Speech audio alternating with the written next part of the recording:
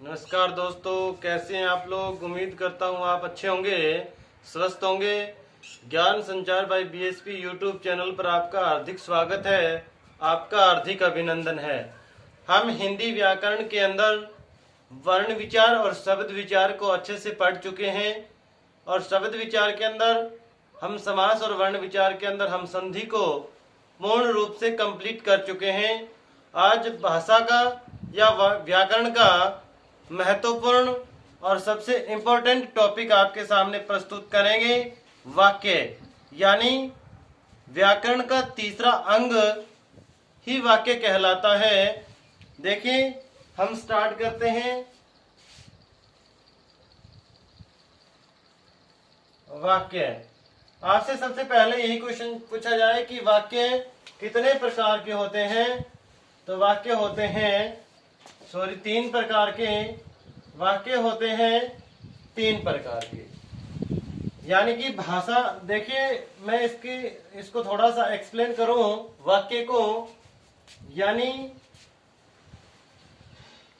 भाव या भावार्थ के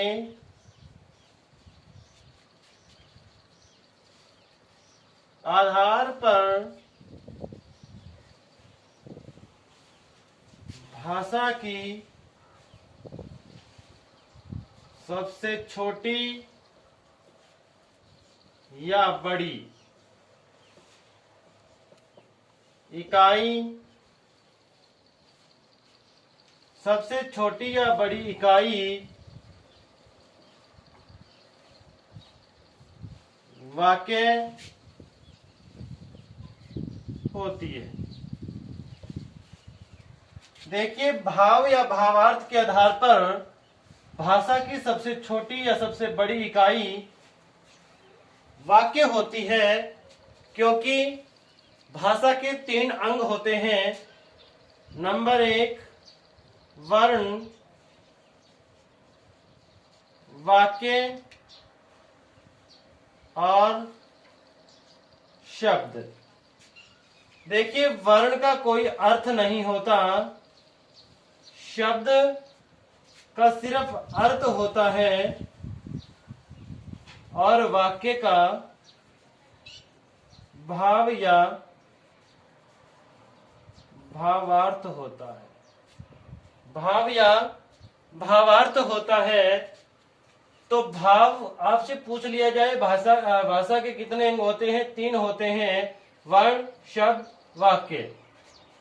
और आपसे पूछ लिया जाए भाषा के अंदर अर्थ के आधार पर भाषा की सबसे छोटी इकाई शब्द होती है और भाव के आधार पर भाषा की सबसे छोटी हो या सबसे बड़ी हो वो क्या कहलाती है? वाक्य। यानी कि भाव हमेशा वाक्य का आएगा, ना ही तो अर्थ, ना ही तो शब्द का आता है और ना ही वर्ण। वर्ण का तो कोई अर्थ ही नहीं होता है। आपसे पूछ लिया जाए वाक्य के प्रकार,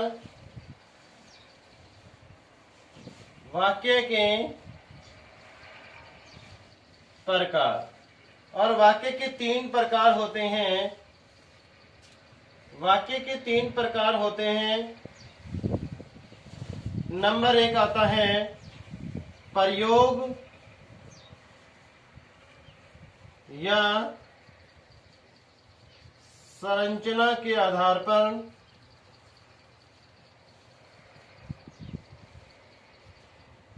दूसरा आता है अर्थ के आधार पर और तीसरा हम पढ़ते हैं क्रिया के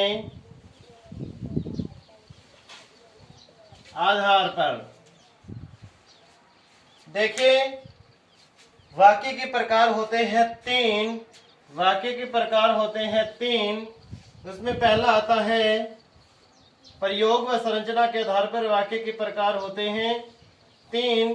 अर्थ के आधार पर वाक्य के प्रकार होते हैं 8। क्रिया के आधार पर वाक्य के प्रकार होते हैं 3 और इन्हीं को कहते हैं वाच्य।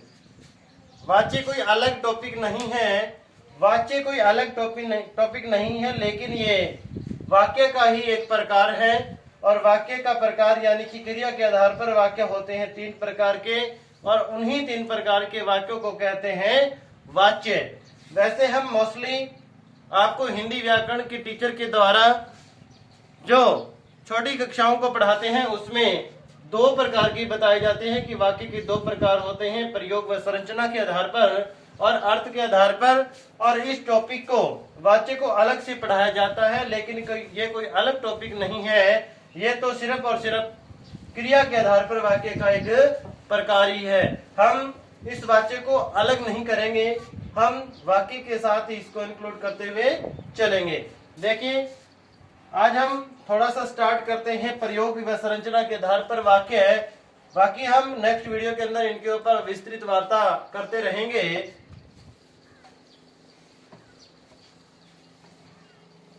बात आती है नंबर 1 यानी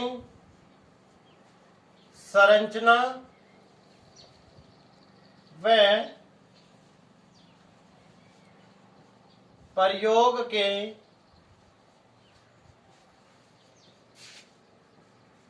आधार पर वाक्य। संरचना व प्रयोग के आधार, देखिए संरचना व प्रयोग के आधार पर वाक्य, संरचना व प्रयोग के आधार पर वाक्य होते हैं 3 प्रकार के। वाक्य होते हैं 3 प्रकार का। नंबर 1 साधारण, साधारण या सरल वाक्य, साधारण या सरल वाक्य। नंबर 2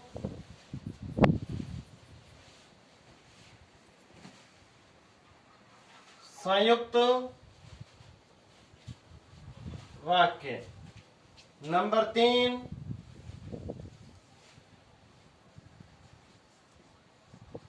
मिश्र या मिश्रित।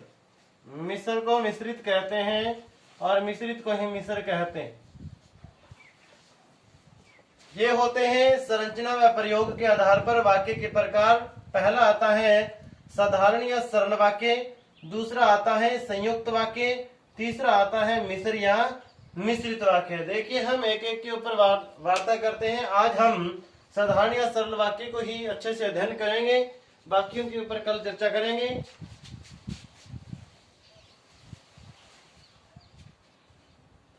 मोस्टली यही पढ़ा जाता है कि जिस वाक्य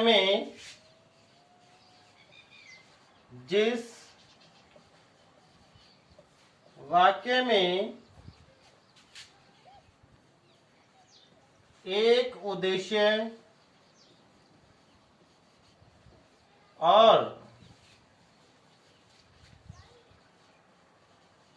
एक विधेय हो उसे सरल वाक्य कहते हैं। यानी जिस वाक्य में एक उद्देश्य और एक विधेय हो उसे हम सरल वाक्य कहते हैं। देखिए हमें ये चीज सीखनी है कि उद्देश्य क्या होता है और विधेय क्या होता है। सबसे पहली बात यही आती है कि उद्देश्य क्या होता है हिंदी व्याकरण में या वाक्य के टॉपिक में, और विधेय क्या होता है। देखिए वाक्य की संरचना आती है हमारे पास, वाक्य की संरचना हमारे सामने प्रस्तुत होती है। क्या? देखिए कर्ता, कर्म और क्रिया। यानी पहले कर्ता आता है, फिर कर्म आता है, फिर क्रिया आती है। ये पूरी वाक्य की संरचना आती है। यानी कि वाक्य होगा उसमें ये चीजें अवश्य होगी। कर्ता भी होगा, कर्म भी होगा, क्रिया भी होगी। हम कर्ता, जो कर्ता आता है वाक्य में उसको ही हम उद्देश्य कहते हैं। देखिए, इस संरचना को हम दो भाग में, दो पार्ट में डिवाइड कर लेते हैं। एक तो है ये और एक है ये वाला। आपसे पूछ लिया जाए कि वाक्य के कितने अंग होते हैं, तो वाक्य के 2 अंग होते हैं। वाक्य के कितने अंग होते हैं, मैं यहां लिख दूं, वाक्य के 2 अंग होते हैं। वाक्य के 2 अंग होते हैं। एक होता है उद्देश्य और दूसरा आता है विधेय। यानी वाक्य के 2 अंग होते हैं, एक होता है उद्देश्य और एक होता है विधेय। जो कर्ता आता है, कर्ता को हम कहते हैं उद्देश्य, और जो कर्ता के बाद जो वाक्य में जो चीजें बच गई, कर्ता के बाद जो जो बच गया उसको हम कहते हैं प्यारे विद्यार्थियों विधेय। देखिए, इसकी जब हम परिभाषा लिखेंगे, यानी कि वाक्य में जिसके बारे में कुछ कहा जाए, जिसके बारे में कुछ कहा जाए, यानी कि कर्ता होता है वो जिसके बारे में हम वाक्य में कहते हैं वो कर्ता होता है। जिसके बारे में कुछ कहा जाए वो उद्देश्य होता है, और उद्देश्य के बारे में जो कुछ बताया जाए, उद्देश्य के बारे में जो कुछ बताया जाए उसको हम विधेय कहते हैं। जिसके बारे में कुछ कहा जाए उसको हम उद्देश्य कहते हैं, और उद्देश्य के बारे में जो कुछ कहा जाए उसे हम विधेय कहते हैं, उसको हम विधेय कहते हैं। देखिए, उद्देश्य में और क्या क्या आ सकता है, कर्ता आ सकता है, कर्ता का विस्तारक आ सकता है, कर्ता का विस्तारक, कर्ता का विस्तारक। और जब मैं ये वाक्य आपको करवाऊंगा, सरल वाक्य, आगे हम उदाहरण समझाएंगे आपको, उसमें मैं आपको बताऊंगा कर्ता का यानी कि विस्तारक क्या होता है, और इस विस्तारक को ही हम कहते हैं पदबंध।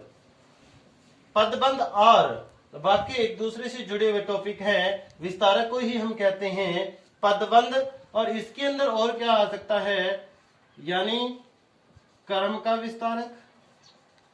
कर्म का विस्तारक आएगा किसमें, विधेय में, और क्रिया का विस्तारक भी आएगा, क्रिया का विस्तारक भी आएगा।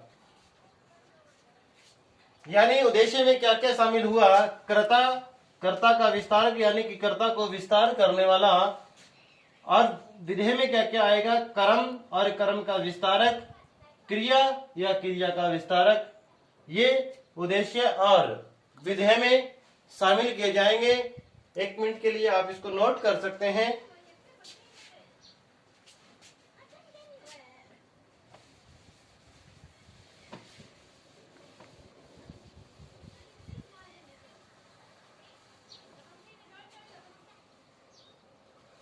देखिए, हम आपके सामने उदाहरण प्रस्तुत कर रहे हैं। उदाहरण के माध्यम से आपको इस वाक्य को हम अच्छे से समझाएंगे।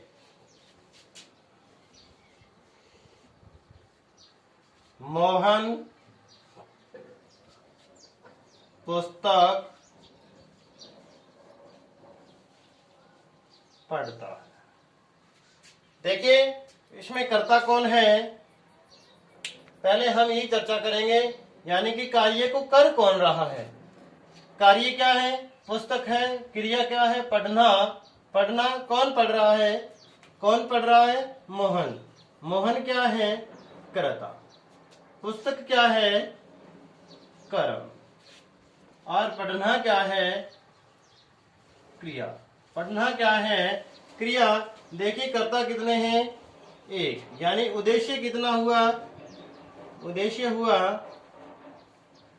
1, और उद्देश्य के बाद जो जितना हमारा सिस्टम बच गया वो है विधेय, और विधेय भी कितने हैं, 1। इसलिए ये कौन सा वाक्य हुआ, ये साधारण वाक्य हुआ और ये सरल वाक्य हुआ। देखिए, और बड़ा उदाहरण हो सकता है।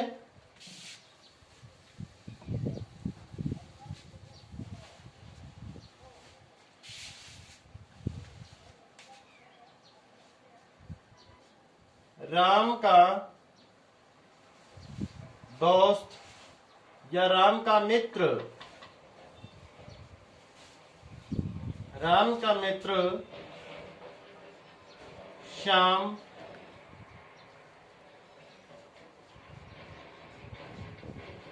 धार्मिक पुस्तकें ज्यादा पढ़ता है। देखिए ये वाक्य बहुत बड़ा आपके सामने प्रस्तुत हुआ है।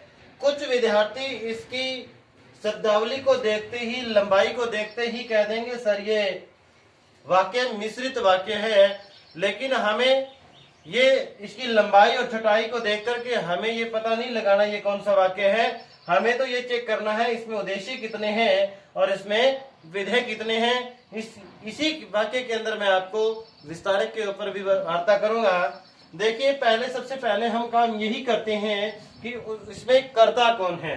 देखिए पुस्तकें पढ़ना, कौन पढ़ रहा है पुस्तकें? राम तो नहीं पढ़ रहा। कौन पढ़ रहा है? कौन पढ़ रहा है? श्याम पढ़ रहा है। कौन पढ़ रहा है पुस्तकें? श्याम पढ़ रहा है। श्याम क्या है? करता है। श्याम क्या है? करता है। क्या पढ़ी जा रही है? पुस्तकें पढ़ी जा रही है, इसलिए पुस्तकें क्या है? कर्म। पुस्तकें क्या है? कर्म। पुस्तकें क्या की जा रही है? पढ़ी जा रही है। पढ़ना क्या है? क्रिया। पढ़ना क्या है? क्रिया है। पढ़ना क्या है? क्रिया। देखिए जो कर्ता के आगे है, जो कर्ता के आगे वाक्य लिखा हुआ है किसके, ये देखो श्याम की ओर संकेत कर रहा है। श्याम कौन सा? श्याम आप हो सकते हैं, कोई और हो सकता है, अन्य व्यक्ति हो सकता है, मैं हो सकता हूं, हमारे यूट्यूब स्टूडियो के टीचर हो सकते हैं, लेकिन ये श्याम कौन सा? राम का मित्र। ये श्याम कौन सा है? राम का मित्र। जो ये राम का मित्र है ये ही कर्ता का विस्तारक है। ये कर्ता का क्या है? कर्ता का विस्तारक है। ये कर्ता का क्या है? और राम क्या है? राम एक संज्ञा है, इसलिए ये क्या हुआ? ये संज्ञा पदबंध भी हुआ। ये क्या हुआ? संज्ञा पदबंध हुआ। देखिए वाक्य और पदबंध किस प्रकार से एक दूसरे से जुड़े हुए हैं। हम एक बार वाक्य के ऊपर ही वार्ता करेंगे अच्छे से। यानी श्याम की ओर संकेत किया जा रहा है किसके द्वारा? यानी कि श्याम कौन सा? राम का मित्र। ये राम का मित्र कर्ता का क्या है? विस्तारक है। देखिए पुस्तकें क्या है? कर्म। पुस्तकें कौन सी है? पुस्तकें कौन सी है? पुस्तकें है धार्मिक। ये हुआ कर्म का विस्तारक। ये हुआ कर्म का विस्तारक। देखिए पढ़ता है कितना? ज्यादा। ये हुआ क्रिया का विस्तारक। ये हुआ क्रिया का विस्तारक। देखिए कर्ता और कर्ता का विस्तारक एक उद्देश्य माना जाता है। हमने पहले चर्चा की है कि उद्देश्य में क्या आता है? कर्ता और कर्ता का विस्तारक। कर्ता और कर्ता का विस्तारक। देखिए यहां से यहां तक कितने हुआ? एक उद्देश्य हुआ। क्या हुआ? एक उद्देश्य। और विधेय में हमने सीखा था कर्म का विस्तारक, क्रिया का विस्तारक। इसलिए ये सारा क्या है? विधेय। और विधेय भी कितने हैं? एक। कितने हैं? एक। इसलिए कौन से वाक्य हुआ? ये हुआ सरल वाक्य। क्यों? क्योंकि इसमें एक ही उद्देश्य है और एक ही विधेय है। एक ही उद्देश्य और एक ही विधेय है, इसलिए ये कौन सा हुआ? सरल वाक्य। देखिए सरल वाक्य में और क्या पहचान हो सकती है?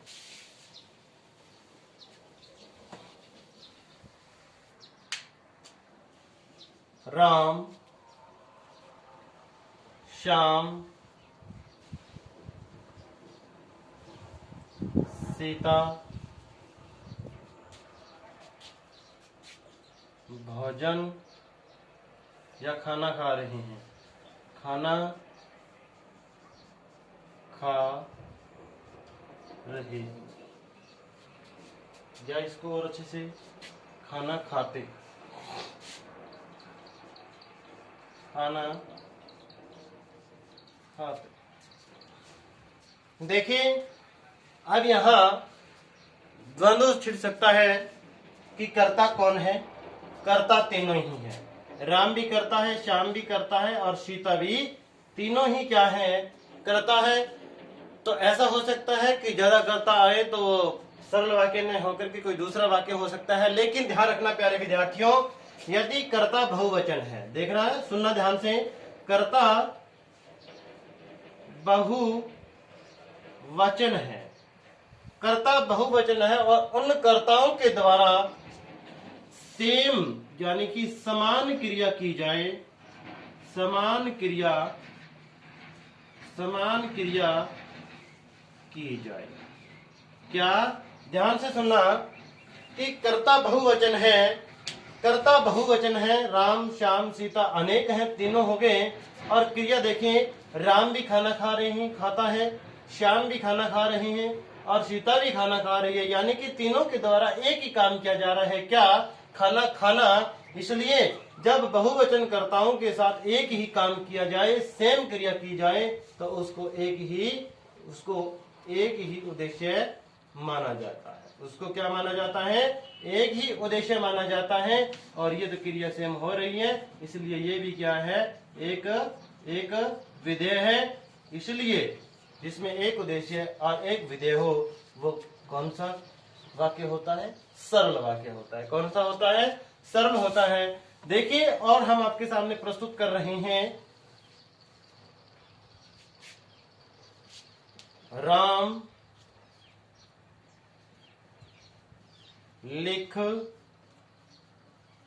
पढ़ व गा रहा है।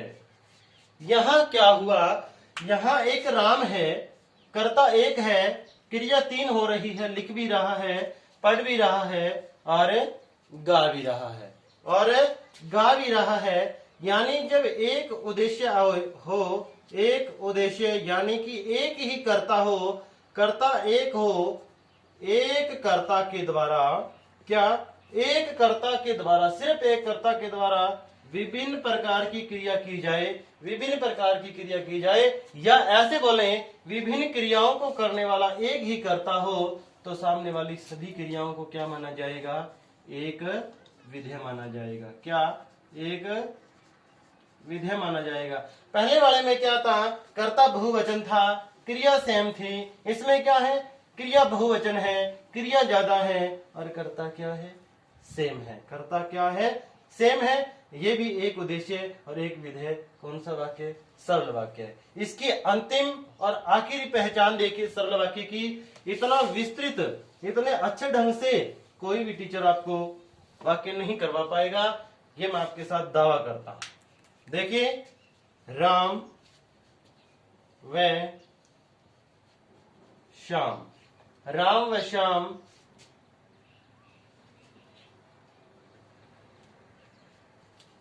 पढ़ व, राम व श्याम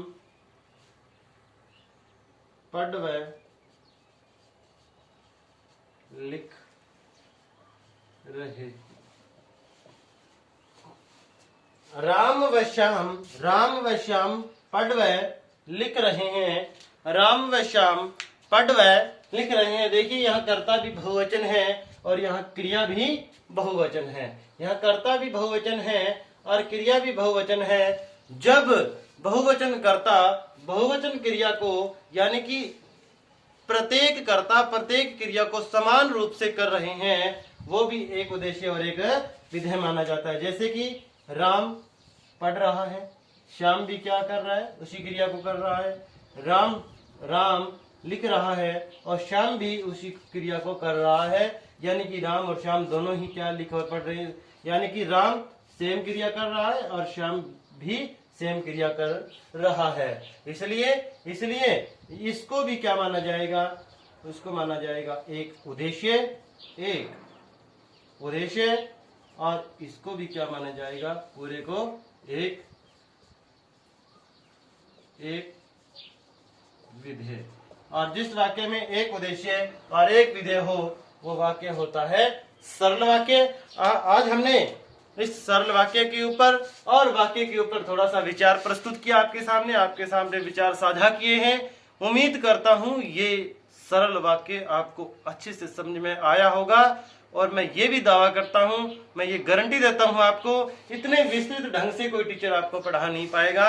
आई एम श्योर, मैं गारंटी इस बात की आपको दे सकता हूं। देखिए, ये वीडियो आपको अच्छा लगे तो आप इसको लाइक करना, इसको शेयर करना, कमेंट करके जरूर बताना कि ये वीडियो आपको कैसी लगी, और यदि इसमें किसी प्रकार की कोई त्रुटि रह गई, कोई कमी रह गई, कोई इसमें फॉल्ट हुआ तो आप कमेंट बॉक्स में डाल दें। और आपको किसी भी प्रकार की आपको जानकारी लेनी है तो स्क्रीन के ऊपर जो व्हाट्सएप नंबर चल रहे हैं आप उसके ऊपर मैसेज कर सकते हैं, आप उसके ऊपर कॉल कर सकते हैं। आपने ये वीडियो यहाँ तक देखी, आपका बहुत बहुत धन्यवाद। ज्ञान संचार बाय बीएसपी यूट्यूब चैनल को आप सब्सक्राइब कर लें। आपका बहुत बहुत धन्यवाद। नमस्कार।